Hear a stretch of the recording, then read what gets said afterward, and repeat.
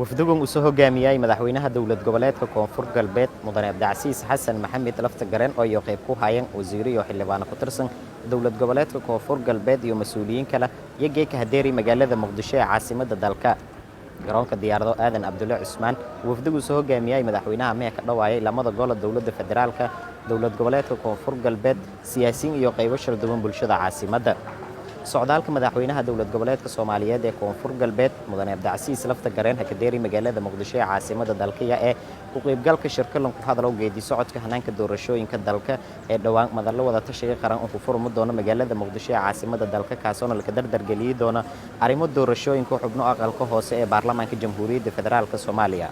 dawlad goboleedka Koonfur Galbeed iyo dawladda Puntland yanagadan dawlad goboleedyadii in ka horeeyay ee dhameystiran iyo doordan xubno aqalka sare baarlamaanka Jamhuuriyadda Federaalka Soomaaliya shirkun ra'iisul wasaaraha Jamhuuriyadda Federaalka Soomaaliya injineer Maxamed Xuseen Roble madaxda dawlad goboleedyada dawladda federaalka iyo gobolka Banaadir uu ka cazumay magaalada Muqdisho meeya koola ka dhameystiro geedi socodka hanaanka doorashooyinka iyo waliba sidii la dardar galiyay lahayd doorashada xubno aqalka hoose ee baarlamaanka Soomaaliya محمد علي إبراهيم بندوو أجاسمة ورفافينته وحريبك ورباهينته مدحتويد كونفور قلبت يسعدالك مدحوينها ورباهينته وربي بسم الله الرحمن الرحيم ما أنتوا تاريخ ذيكو بيجان تاي سجالي توانك أغسطس سنة لوضكم كوي لواتن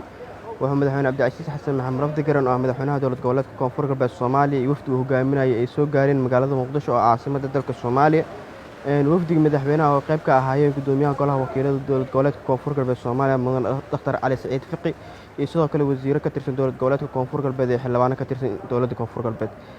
wafdi madaxweynaha oo waliba qayb ay ka ahaayeen la taliyaal iyo saraakiil madaxtooye ayaa Muqdisho lagu soo dhaweeyay iyagoo ay ku soo dhaweeyeen mas'uuliyiin ka tirsan dawladda federaalka Soomaaliya sida wasiirada dawladda dhexe ee xildhibaanada baarlamaanka 10aad ee dawladda federaalka Soomaaliya wafdi madaxweyne Abdicasiis uu hogaaminayay ayaa ah in ay ka qayb galaan shir lagu madalsan yahay maalmaha soo socda in uu ka furmo magaalada Muqdisho ee caasimadda dalka Soomaaliya kaasoo ay ku madalsan yihiin golaha wada tashiga qaran ee si loo ambaqaado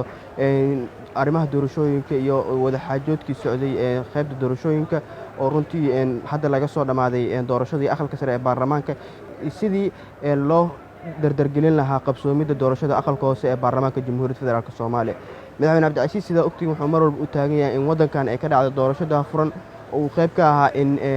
soo saarista aqalka sare baarlamaanka Jamhuuriyadda Federaalka Soomaaliya oo ogeedeen in doorasho xor iyo xalaal ay ka dhacday deegaanada Koonfur Galbeed dhammaantiin wabillahi tawfiiq assalamu alaykum warahmatullahi wabarakatuh dhawaan yalla ka wada magaalada Muqdisho ee caasimadda dalka inta ku furmo shirka wada tashiga qaran kaasoo ra'iisul wasaaraha Jamhuuriyadda isku weeri madaxda dawlad goboleedyada dawladda federaalka iyo gobolka Banaadir kaasoo la ka dhameystiro arrimo doorashooyinka iyo waliba dadajiyowka doorashada xubno aqalka hoose ee baarlamaanka Soomaaliya Faisal Maxamed Isaaq TV-ga iyo raadiyaha Koonfur Galbeed caasimadda Soomaaliya magaalada Muqdisho